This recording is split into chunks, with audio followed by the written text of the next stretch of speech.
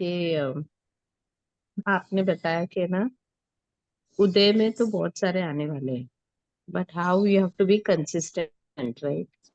Now there is sometime that you're doing lot of efforts, you want to change, you want to continuously, you're aware also, but why that changes doesn't happen? Why after knowing, after understanding also, why there is no change happening? हम्म, अच्छा question किया आपने। आप कह रहे हो कि जब चीजें उदय में आ रही है और हम बोधपूर्वक उसको चेंज करने के लिए लगातार एफर्ट्स भी कर रहे हैं, फिर भी ऐसा क्यों होता है कि चेंज नहीं हो पाता? आपने देखा होगा कि पानी में कोई लकीर खींचो, जल्दी मिट जाती है ना? खींची और मिट गई। लेकिन आपने पत्थर की शिला के ऊपर, पत्थर की चट्टान के ऊपर आपने कुछ लकीरें खींच दी है, आपने कुछ लिख दिया है। अब उसको आपको रब करना है तो कैसा लगेगा? अब उसको रब करना मुश्किल हो जाएगा, है ना?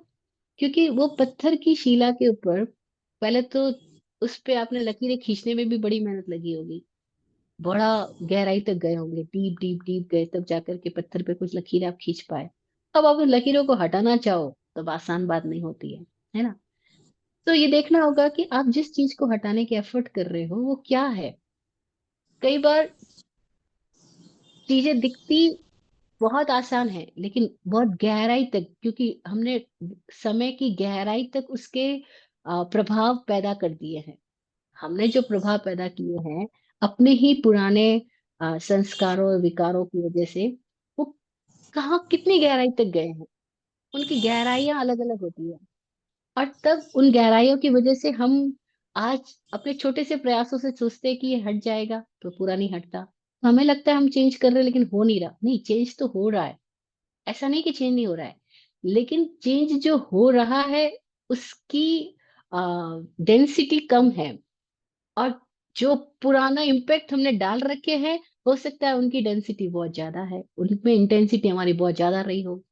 तो ये सारा परिवर्तनों के बीच में क्या चीज काम करेगी? वो काम करती है हमारी पुरुषार्थ की तीव्रता, प्रबलता, जिसको हम बोलते हैं कि हमारे भावों में इंटेंसिटी कितनी है ना? अगर बहुत गहराई से पूरी तीव्रता के साथ आदमी प्रयास पुरुषार्थ करे तो कुछ ही क्षण में वो सारी स्थितियों से मुक्त हो सकता है। स्थितियां फिर भी बाहर में जैसी रहेगी वैसी रहेगी, लेकिन वो मुक्त हो सकता है। वही प्रसन्नचंद्र राज ऋषि के बारे में महावीर बोल रहे हैं कि अभी ये जाला मर गया तो सातवीं नरक में जाने वाला है। यानी उसके भीतर में भावों में कितनी भयंकर तूफान है कि वो सातवीं नरक में जा रहा है। लेकिन 48 मिनट भी पूरे नहीं होते उसके पहले उस व्यक्ति की भाव दशा इतनी बदल जाती है कि वो मुक्त हो गया। इसका मतलब क्या हुआ कि हम समय की गहराई में नरक, सातवीं नरक बोले तो क्या हुआ कि बहुत तीव्र गहराई की स्थिति में हम जा रहे हैं, लेकिन हम वहां से भी लौट के आ सकते हैं। क्या चाहिए? उतनी ही इंटेंसिटी हमारी मुक्त होने की होनी होती है। तो ये सारा डिपेंड किस पे कर रहा है? इंटेंसिटी पे। एक बात। दूसरी बात, आपने कहा कि चेंज कर रहे, हो नहीं रहा। हो तो रहा ही है, ऐसा तो हो ही नहीं रहा कि नहीं हो रहा। हर गति परिवर्तन ला रही है। वो परिवर्तन किस दिशा में है ये बात अलग है, सम्यक है या मिथ्या है, लेकिन हर गति परिवर्तन ला रही है। और हमारे भीतर लगातार परिवर्तन हो रहा है। अगर हम अवेयरनेस के साथ है तो बदलाहट तो हो ही रही है। फिर भी लग रहा है कि नहीं बदल रहा है, इसका मतलब है कि कहीं ना कहीं हमारे भावों में अभी आ, एकीकृत पुरुषार्थ नहीं है, जिसको सूत्रों की भाषा में बोलते हैं ओघ मना। ओघ मना मतलब ये पूरी पूर्णता के साथ, पूरे ओघ होकर के, एकीकृत होकर के, एकजुट होकर के पुरुषार्थ नहीं कर रहा है। कहीं ना कहीं इसके ही मन में कोई शंकाएं बाकी रहेगी, कोई आकांक्षाएं बाकी रहेगी।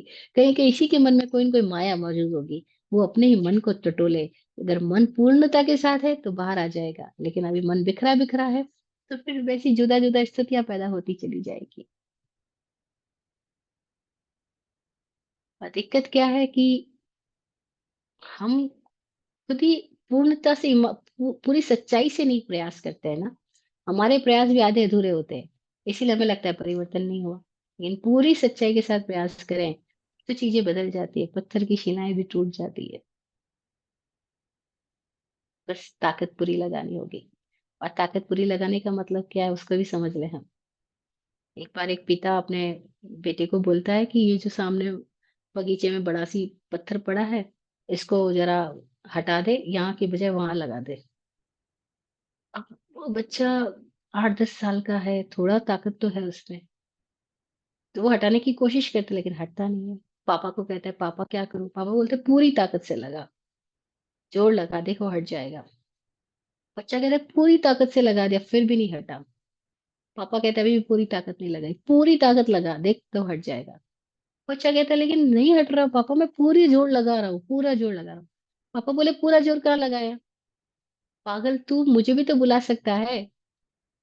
तू कह रहा है मैं पूरी ताकत लगा रहा हूँ, क्या तेरी पूरी ताकत में तेरे पापा को तू नहीं बुला सकता? तू पापा को भी बुला ले, पापा भी मिलकर के तेरे को हेल्प करेंगे। और उसको ख्याल में आया कि पूरी ताकत का मतलब तो मैंने पापा को भी तो बुला सकता हूँ, क्योंकि पापा भी तो मेरी ताकत है। ऐसे हम भी तो पूरी ताकत लगा सकते हैं। हमारे साथ भी गुरु है, अरहंत सिद्ध परमात्मा है, आचार्य उपाध्याय साधु है। हमारे भीतर भी सदगुरु का आशीर्वाद है। पूरी ताकत से करे, ऐसा कभी नहीं होता कि पूर्ण समर्पण हो तो चीजें ना बदले। ऐसा कभी ना होता कि पूरा संकल्प हो तो चीजें ना बदले। फिर भी आपको लग रहा है कि नहीं बदल रही है, तो एक बात ध्यान रखें कि धैर्य और श्रद्धा दो ऐसे साधक के सहयोगी तत्व है। गुरुजी बोलते थे, गहन धैर्य और पूर्ण ध्यान से समण चले सम पंथ, ध्येय धाम फहरा ध्वजा, पावे धम्मचक अंत। गहन धैर्य, धैर्य गहरा हो, पूर्ण ध्यान से ध्यान पूरा हो, समण चले सम पंथ, समता के पंथ पर, सम के पंथ पर, उत्कृष्ट पंथ पर, मुक्ति के मार्ग पर, ध्येय धाम फहरा ध्वजा, पावे धम्मचक अंत। वो ध्येय के धाम पर ध्वजा फहरा के धम्मचक का अंत पालेगा।